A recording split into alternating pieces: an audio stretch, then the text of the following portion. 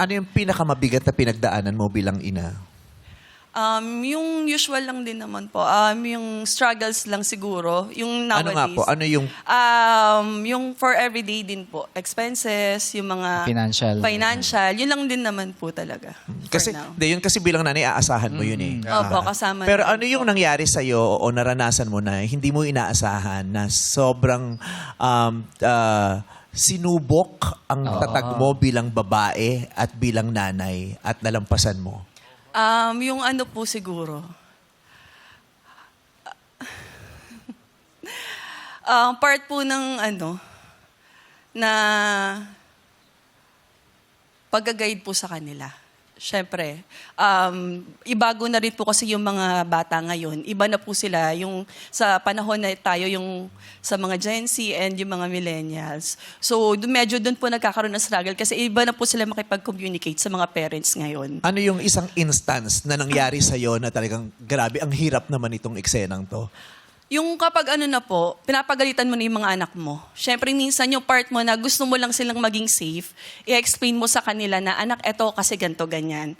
Then iba yung dating sa kanila na parang ina-exclude mo sila, bawal silang sumama sa mga kaibigan nila, hindi pwede yung ganto kasi ganyan. So feeling nila, parang bakit mo kami pinaghihigpitan? Yung mga ganong bagay. Pero dapat naman is ikaw, concerned ka lang sa parents sa kanila. Kaya ganun yung ano mo sa kanila, pag-take care mo sa kanila, pag-iingat mo sa bawat isang anak. Naranasan mo na ba yung nararamdaman mong galit sa yung anak mo? Opo. Paano mo hinaharap yun? Anong klaseng karanasan yun? Anong pakiramdam nun na alam mo yung anak mo na mahal mo, galit sa'yo? Syempre iiyak ka na lang nang hindi nila nakikita. Kasi hindi naman everyday okay ka sa kanila. Pero dapat strong ka kasi mami ka nila. So yun lang, dapat maging stronger lang sa harap nila. Pero syempre, at the end of the day, sarili mo lang din naman eh. Ikaw na lang din. Then later on, kinabukasan, tsaka mo lang explain sa kanila bakit. Bakit ganito? Papaintindi sa kanila yung mga bagay-bagay. Pag ganun ba, Medication. ikaw ba unang lalapit sa kanila para mag-sorry o magpaliwanag kung bakit umabot sa ganyan yung pagtatalo o yung tampo niya sa'yo? Minsan po. Kasi, syempre, iba yung... Chat ko na lang muna sila. Tapos sabihin ko, bakit ako... Bakit? Kanya Bakit yan! sa'yo umiiyak eh? Pag may umiiyak daw, bibigyan mo siya pag humihingi na. Sige. Pengi po. Ayun, pengi na. Kasi hayaan mo siyang... Pengi po. Kasi napuputol yung emosyon niya Yun na yung pag luha ganyan. niya. Oo. Kasi yung pagluha niya at yung pagpo-pour out niya ng emosyon niya, may epekto yun sa kanya. Pag binigyan mo daw siya ng tissue, mapuputol yung Mabibigil. nararamdaman niya. Oo, So, maudlot. kung kailangan niya, hihingi siya. Pero hindi mo kailangan, ba't kumuha? Para nga hindi mo siya maputol. Mas kailangan ko nga. Mas patuloy Gumagalaw yung paanong ipis na ramdaman ko. Okay, so... Sumama ang loob ni Weng. Ha? Hindi niyo raw inalok ng tissue kanina. Ano no? Hindi niyo inalok ng tissue kanina si Weng. Malaki na yan eh. Yes. Ayun. So, text ko lang po muna sila or may message ko sila kung ano yung reason kung bakit ganon. Then, siya ako po sila kausapin ng personal, ng harapan, ng heart to heart, na kami lang, na hindi nakikita ng iba niyang kapatid. Kasi para mas maintindihan nila yung sitwasyon. Yan po. Pag nasasaktan ka, paano ka bilang nanay sa loob ng bahay? Kasi iba-iba ang pagpapakita ng emosyon at iba-iba magdala ang bawat tao eh, di ba? May taong pag nasasaktan, kitang-kita mo, mainit ang ulo niya, di ba? Galit siya, na ilalabas siya sa iba. May mga nanay naman na pag nasasaktan, hindi mo mararamdaman kasi Tahimik tagong-tago lang. nila yung Yes, nararamdaman. hindi pinapakita yung Di ba? Yun po, yung part na tago na tago. Siyempre, hanggat maaari, ayaw mong makitang nagagalit ka sa harapan ng mga anak mo. So, sarili mo lang din talaga. Bago matulog, naiiyak ka na lang sa sitwasyon. Pero sa kanila, hindi ko talaga muna pinapakita. Pero yung partner ko, sinasabihan ko siya kapag hindi ko na talaga kaya. Siya yung iiyakan ko. Part niya na yun. Tutulungan niya na ako sa mga anak ko. Kasi pag pagod na ako, iiyak na lang talaga ako. Tapos sabihin ko na, pagod na ako, ayoko na. Pero siya naman na yung kakausap sa mga bata. Para makinig.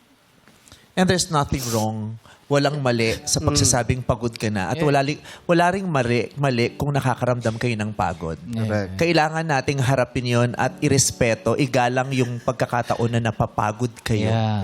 'Di ba? Yes. Kahit nga mga makina 'di ba? Napapagod din sila kaya kailangan pa-tune up, 'di ba? Ganon din kayo, napapagod kayo at pag napapagod kayo, karapatan nyo rin namang huminga, 'di ba? Yeah. At kahit yung minsan nga hindi sila nakakahinga eh. Sapat nang masabi nilang napapagod ako. Pag nasabi mo kasi yun, may bawas na ilalabas mo kahit papano. Kaya wag kayong mahihiya pag nare-realize na napapagod ako. Kasi lagi sinasabi, nanay ako, hindi ako pwedeng mapagod. Yeah. Mga nanay, pwede po. Yes. At Pwede kayong mapagod. nauuwi yan sa depression. Di ba? Yung mga ganyan, Bigat. kapag tinatago mo lang, depression yan. Kaya ang kabaliktaran yan is to express. Yes po. I-express mo kung ano yung nararamdaman mo. At buti meron ka nasasabihan. Nandiyan si Meron po. Mister, di Yes ba? po. Siya po yung tumutulong. Tsaka at the same time, prayers, Oo gabi-gabi. naman. Dasal lang din talaga. Sobrang laking tulong Yes. ng dasal. Oh, kasi ang buhay ay parang paglangoy. 'Di ba pag napapanood niyo yung mga swimmers, kahit nagmamadali sila kasi may goal sila kailangan nilang mapuntahan yung dulong yun para matapos yung kanilang paglalakbay bilang swimmer, para matapos yung race nila bilang swimmer. Goal. Pero nakikita niyo 'di ba, kahit nagmamadali sila at kailangan nilang matapos yun, inaangat nilang kanilang mga ulo para huminga. Yeah. Kasi kahit sinong pinakamahusay na swimmer, hindi magtatagumpay kung kakapusin sa hininga. Kaya tayong lahat ng mga tao, lahat tayo lumalangoy lang sa pagkakataon. Kaya kailangan nating huminga dahil pag naubusan tayo ng hangin, hindi natin maaabot yung dulo ng pupuntahan natin. Correct. Tama. Correct. Kaya wala pong masama kung mapapagod ka. Walang masama kung hihinga ka. Kasi kailangan mong huminga para makabalik ka ulit dun sa gagawin mo. Thank you po. Tapos wag mong kakalimutan yung pangalan mo. Pag nawala ka, Pero kailangan pag sinabi mo, yun nakaganong ka. Michael Jackson. Michael Jackson. Nasaan yung mga anak? Ambe. Oo. Uy, nandiyan ka pala, anak. Kamusta? Tapos ibuno ko. Oo. Yan, oh. Hey! Hey! Hey!